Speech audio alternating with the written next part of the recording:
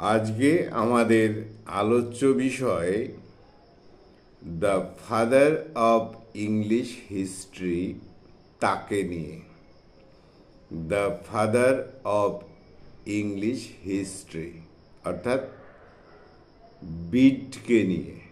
কেউ কেউ হয়তো উচ্চারণ করেন বেডে, বেদে, আমরা বলবো বিট।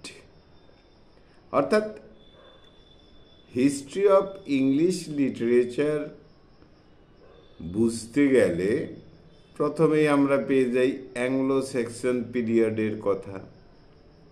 সেই অ্যাংলো সেকশন পিরিয়ডের শুরুতে, একেবারেই শুরুতে আমরা যাকে প্রথম পাই তিনি হলেন বিট।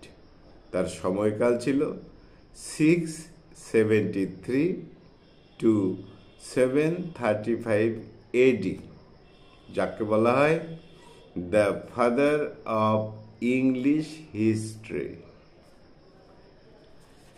তাহলে বিশেষ একটা গুরুত্বপূর্ণ বিষয়, ইংরেজি সাহিত্যের শুরুর কথা আমাদের জানতে হবে।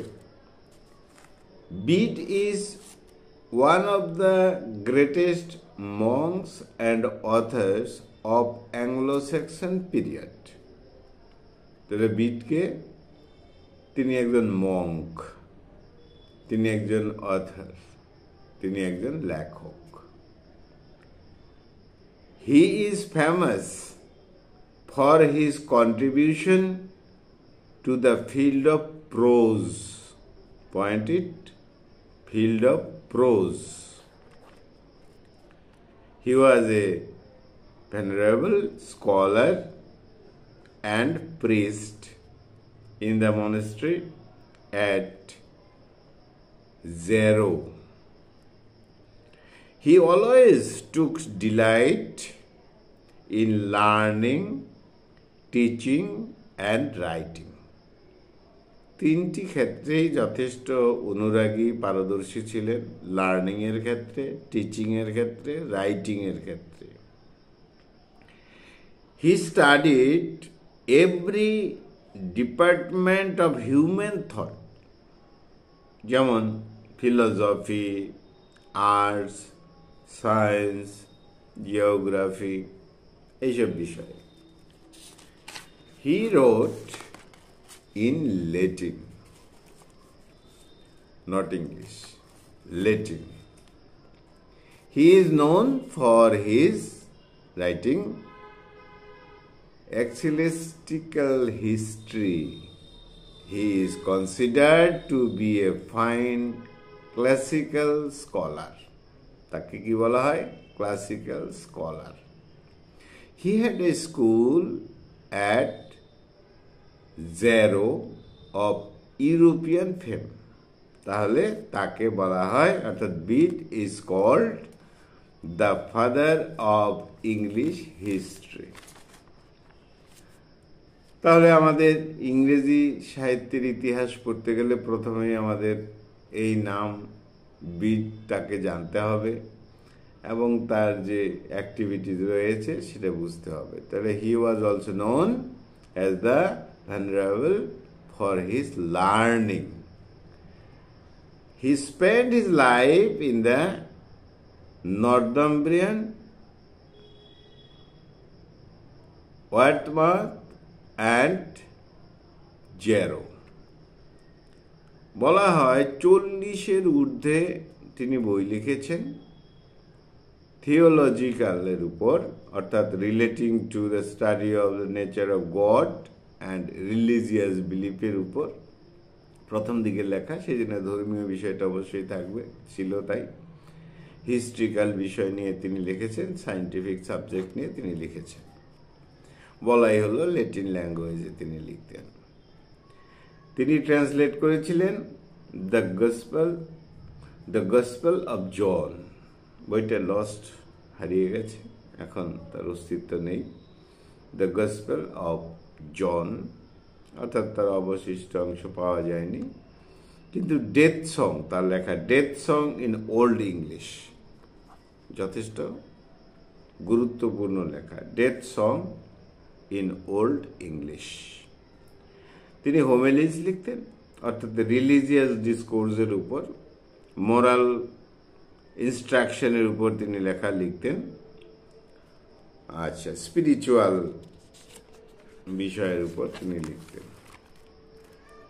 তার কমেন্ট্রিজ ছিল, তার মধ্যে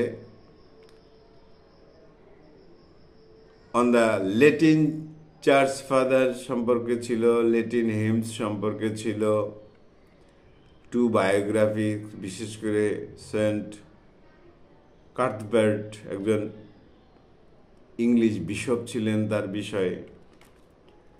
তার famous works, number 1 De Natura Rerum, অর্থাৎ concerning the nature of things, De Natura Rerum. তাছাড়া তার বিশেষ লেখা যেটা হিস্টোরিয়া এক্লেসিস্টিকিয়া জেন্টিক্স অ্যাংলোরাম, অর্থাৎ ভার্সন করে যেটা ecclesiastical history of English nation. It was translated by King Alfred. যাই হোক, এক্লেসিস্টিক্যাল হিস্ট্রির মধ্যে তিনি দেখিয়েছেন হিস্ট্রি অফ ইংল্যান্ডের কথা, দেখিয়েছেন স্ট্রাগল বিটুইন কেল্টিক বা সেল্টিক রোমান চার্চের কথা, gradual conversation of the people বিষয়ে লেখা, এবং তার বিশেষ লেখা হলো death song is the only composition in English. তাহলে হিস্ট্রি অফ ইংলিশ লিটারেচার পড়তে গেলে প্রথমেই যে নামটি চলে আসে সেটা হলো বিট, যার সময়কাল 673 থেকে 735 এডি, যাকে বলা হয় the father of English history.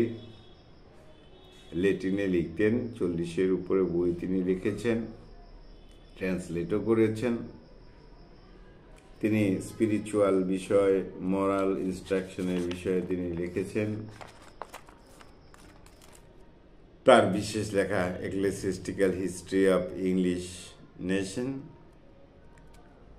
আর তাকে বলা হয় the father of English history. তাহলে বন্ধুরা, যেহেতু হিস্ট্রি অফ ইংলিশ লিটারেচারের সাহিত্য পড়তেই হবে, তাহলে প্রথমেই চলে আসে অ্যাংলো সেকশন পিরিয়ড। সেই অ্যাংলো সেকশন পিরিয়ডের শুরুতে যে নামটি আমরা পাব, একেবারেই প্রথম, তিনি হলেন বিট। তাকে নিয়ে, তার লেখা নিয়েই এই ইংরেজি সাহিত্যের যাত্রা শুরু।